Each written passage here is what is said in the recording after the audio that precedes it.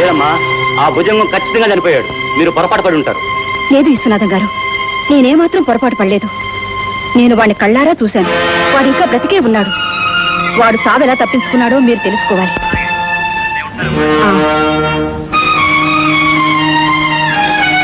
రాజా, అవును నేనే. రాకూడని సమయంలో వచ్చి వినకూడని మాటలు వింటున్నానా?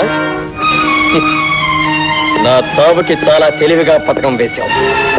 కానీ కథ అడ్డం తిరిగి నేను బ్రతికి బయటపడేసరికి నీ పథకంలోని పార్ట్నర్స్కి ఫోన్ చేసి బాధపడుతున్నావు కదూ.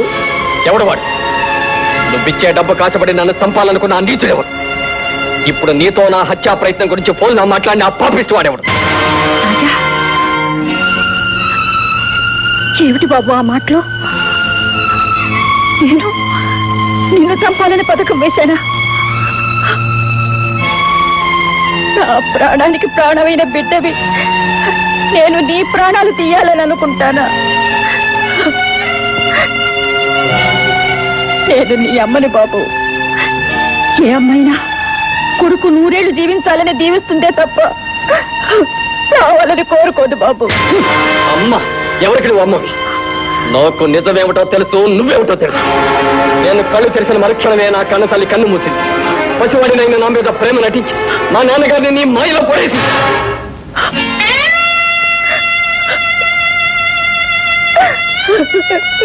ఎంత మాట అన్నావురా!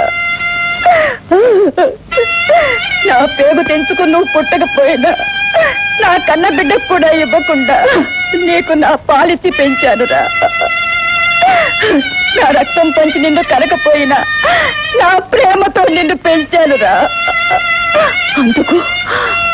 అందుకు బదులుగా ఏ ఆడది భరించలేని శిక్ష నా మీద వేసి రుణం తీర్చుకుంటున్నావా?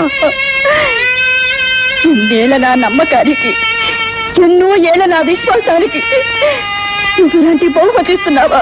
నీ చరిత్ర అంతా నాకు తెలుసు సావిత్ర, నాకు తెలుసు సావిత్రమ్మా. నీ భర్త భీమన్న తన తండ్రి ధర్మన్నని సొంత ఊరు చింతపల్లిని వదులుకొని నిన్ను పెళ్లి చేసుకున్నాడు. మీరిద్దరూ మా నాన్నగారి వద్దకు వచ్చి చేరారు. నమ్మకంగా నటిస్తూ అవకాశం చూసుకుని అదను చూసుకుని ఆస్తినంతా సొంతం చేసుకోవాలనుకున్నాడు. బాబు, నిన్ను పెంచిన నేరానికి నన్నెన్నైనాను. అంతేగాని ఏ లోకంలోనూ ఉన్న నా భర్తను మాత్రం ఏమనద్దు. కృతజ్ఞతకు విశ్వాసానికి మరో పేరు ఆ మనిషి. ప్రాణం పోయే ఆఖరి క్షణంలో ఆయన నా దగ్గర ఏమని మాట తీసుకున్నారో తెలుసా? కన్నవాడిని వదులుకున్నా సరే అయ్యగారి బిడ్డ రాజాని కళ్ళల్లో పెట్టి చూసుకోవాలి అన్నారు. నీ సర్వస్వం పోయినా సరే రాజాబాబు ఆస్తిని భద్రంగా కాపాడాలి అన్నారు. ఆయనకిచ్చిన మాట కోసం, మాటలు కూడా సరిగ్గా రాని పసివాడివైన నీ కోసం నా మామగారితో మాట పడ్డాను. ఆయన నా నుంచి నా బిడ్డను విడదీసి నన్ను ఆ ఇంటి నుంచి వెళ్ళగొట్టారు. అంతేకాదు, నా కొడుకు బాగుండాలంటే వాడికి నేను తల్లినని ఏనాటికి తెలియకూడదన్నారు. కట్టుకున్నవాడు లేకుండా, కన్నవాడు ఉండి లేకుండా అనాథనైన నేను ఆ రోజే చావచ్చు. కానీ నీకోసం, నిన్ను బ్రతికించడం కోసం మనసును చంపుకుని బ్రతుకున్నాను బాబు. నా ఆశ, ఆశయము, లక్ష్యం అన్నీ నువ్వే అనుకున్నాను. చాలు బాబు, చాలు. ఈ బ్రతుకు నువ్విచ్చిన బిరుదులే గొప్ప బహుమతి. చూడు, పుట్టుకతోనే పేదదాన్ని నేను. నాకు ఈ ఆస్తులు, ఐశ్వర్యాలు, మేడలు, మిద్దెలు ఏవి అక్కర్లేదు. ఇవన్నీ నీవే. వీటిని నువ్వేమైనా చేసుకోవచ్చు. నీ ఇష్టం బాబు, నీ ఇష్టం. నా ప్రాణానికే ముప్పు తెచ్చే ఈ ఆస్తులు, ఈ మెడలు ఇవన్నీ నాకు అనవసరం. వీటన్నిటినీ తెగనమ్మి పారేస్తాను. ఆ డబ్బు పేదలకి పంచేస్తాను. అప్పుడే నాకు మనశ్శాంతి, అప్పుడే నాకు మనశ్శాంతి. చెప్పలేడు, మా అమ్మ బ్రతికే ఉంది కదా, చావలేదు కదా? అవును బాబు, మీ అమ్మ బ్రతికలేదని, చచ్చిపోయిందని ఇన్నేళ్లుగా చెప్పినంత అబద్ధం. ఇప్పుడు మీ అమ్మను గురించి నువ్వు తెలుసుకోవాలనుకుంటున్నావు కదా. అయితే మీ అమ్మ నా కన్న కొడుకును నాకు కాకుండా చేసింది, నీకు తండ్రిని లేకుండా చేసింది.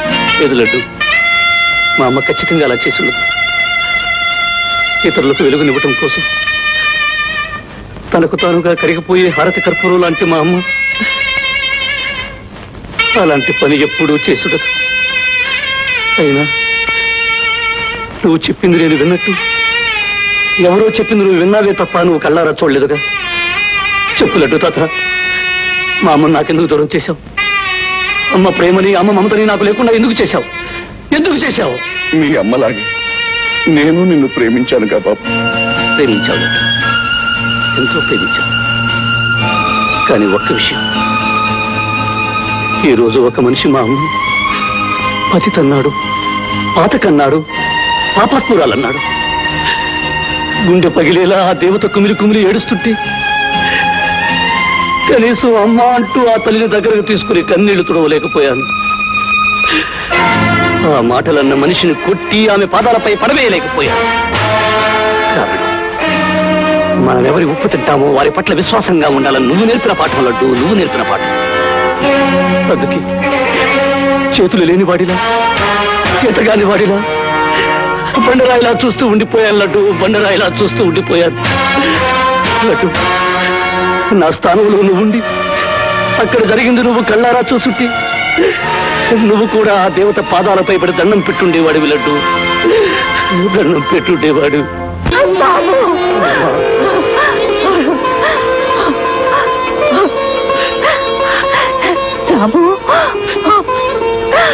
అమ్మా, కళ్ళెదుట నువ్వు ఉన్నా అమ్మగారు అని పిలిచారే తప్ప